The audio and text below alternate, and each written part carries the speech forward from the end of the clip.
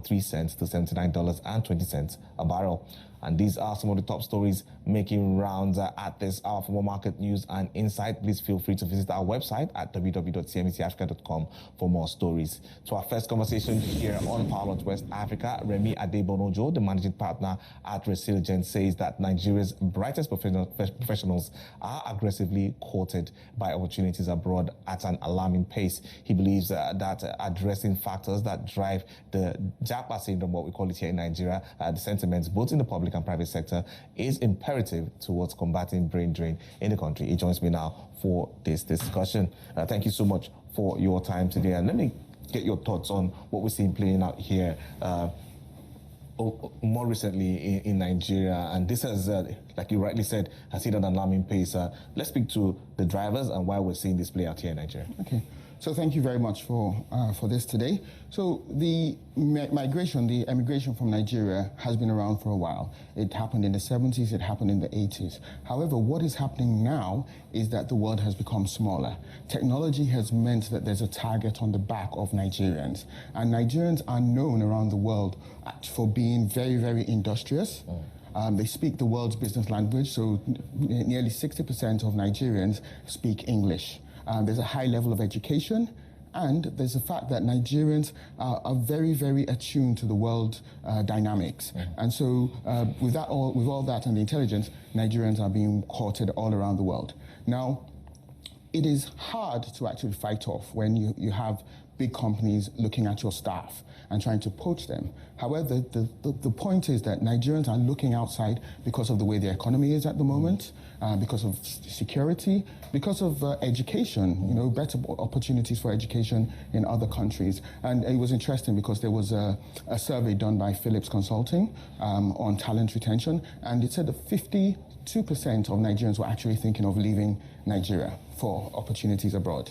And with those kind of things happening, it is really hard to retain talent. Let's come back home on the threats to the Nigerian economy now, because when you see things like this happen, it means that we need quality human capital to more or less drive long-term growth in the country. And I'd like you to speak to how we're looking at this nationally as a policy, and if there are suggestions on your end on how this can be better addressed. Yeah, so it's very interesting because the World Bank actually said there was over $17 billion remitted in 2021 from diaspora into Nigeria, which shows that there's a lot of capital out there from Nigerians coming into Nigeria. Now, those people are the brightest minds, and they're sending money back to the country. However, in Nigeria, we're losing a lot of our talent. You have a lot of banks, a lot of insurance companies, health sector, and so on, losing those people because they're not able to retain them. Now, you can't fight with the currency. You can't fight with the opportunities that those organizations will provide. However, what you can do is actually put things in place that will allow your staff to want to stay, to want to be retained. And there's things like actually setting up training, training for your staff, making them feel valued. So understanding that things have changed. It's not just remuneration that keeps people here.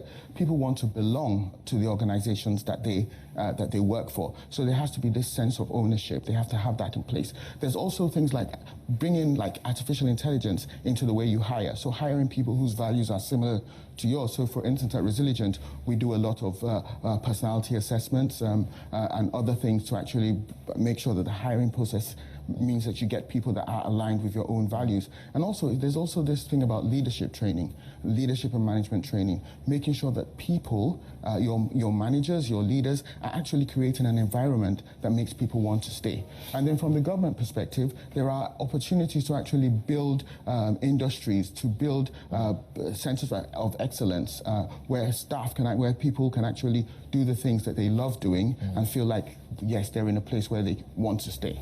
Yeah, because the flow of human capital will always still follow the demand and supply dynamics. Yes, we understand some sectors have been hardest hit, but I'm trying to imagine for the regulators of these sectors that have been hardest hit, especially the ones that are of critical importance to the country, like the healthcare, and even banking and tech. Speak to what you've seen some of these regulators do to address this issue, and if there are other suggestions that could help better manage the situation? Yeah, the problem we've got is that the balance of power has changed. Before, it used to be the employers who had that power. Now, employees are able to work with their feet. They're able to express how they feel. And so there's things like creating environments where people feel that they want to work. So technology has improved, vastly improved. So you have the ability to work from home. For instance, a lot of the Gen Zs actually want that work-life balance. It means a lot more to them than the money. And so putting infrastructure in place that allows people to actually work remotely, improving the infrastructure that we've got, improving the way that you're addressing and you're working and the kind of environment that you're creating for those talent, well, those kind of things will actually help. In terms of policies, it's hard to actually put policies in place that make people stay, because then you have visibility of global policies. And so individuals can actually see that in other countries, this is what they're doing to actually retain talent. This is the options that they have. So it's really, really hard for you to put talents in place. And there was a suggestion about putting visa restrictions or restricting certain type of staff. So for instance, doctors from leaving the country. And it won't work, because you need those people to want to work in the country, to actually deliver in the country. Because you can't really force them to work. You can't. No, you can't. But when you look at how the industries can't respond, some could say, well, if they can get better working conditions, perks, remuneration, and other areas at which the industries can, even inclusion, because some people live for other reasons as well. If the industries could put these things in place, it would mean some might change their mind. Yes, and some might change their mind. And what is happening now is organizations are doing that. We did some work with a gold mine a few days ago, whereby they actually did a lot of stuff for their staff. They had a big management program which looked at what they were looking to do and how they could actually bring those people and the people who want to stay. Organizations are doing a lot of coaching now, which is actually a way of making sure that their staff achieve the things they want to do and understand what they want to do. So for instance, a bank like Standard Chartered Bank, they have a big coaching program internally, which is actually coming up with results with staff wanting to stay within the organization. You touched on this earlier, but I'd like you to delve a bit more deeper into it. That's how remote work changes the dynamics here. Especially for families that are split, and how that could also help, get better outcomes, both for everybody involved, the industries, the individuals, and even the government. Yeah, so thank you for that. So in the past, there was a mindset of presenteeism, so people being there, so people wanting to see people at their desks.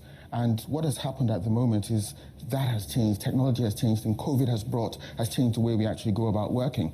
And so there's now technology in place for people to be able to work remotely as efficiently as they would if they were in work. And what needs to happen now is organizations need to embrace that a lot more, and make sure that they put things in place for their staff. However, it's not just saying you can work from home, because with our power situation in Nigeria, some people will work from home and still not be able to connect, still not be able to do the work they need to do. So organizations need to think beyond that. So you have some organizations that actually have co-working spaces, that they paid for co-working spaces in certain areas, so that even though your staff is working from home, he's actually able to go to that place and actually work from there and still feel connected and still be within a community. And those kind of things will help. And you've also got situations, for instance, there's a lot of roadworks going on in Lagos at the moment. Those kind of things are actually, if they're planned better, it means that staff will be able to get to work. It won't take them hours upon hours to get to work. So those kind of things can be done by the private sector and the government. Yeah, a lot of learnings here for everybody involved, all the stakeholders involved here, whether it's government, whether it's even the individuals who want to travel abroad, or whether it's the companies on how to do better to retain talent here. But thank you so much for your contributions on the show. Thank you very much for having me. Remy Adebonojo, the Managing Partner at RESILIGENT. We move on to other stories here. Traders at Access Bank anticipate continued pockets of demand on the long end of the T-bills curve in the near term. For the bond side, there were minimal trades due to the wide bid-ask spread. Uzo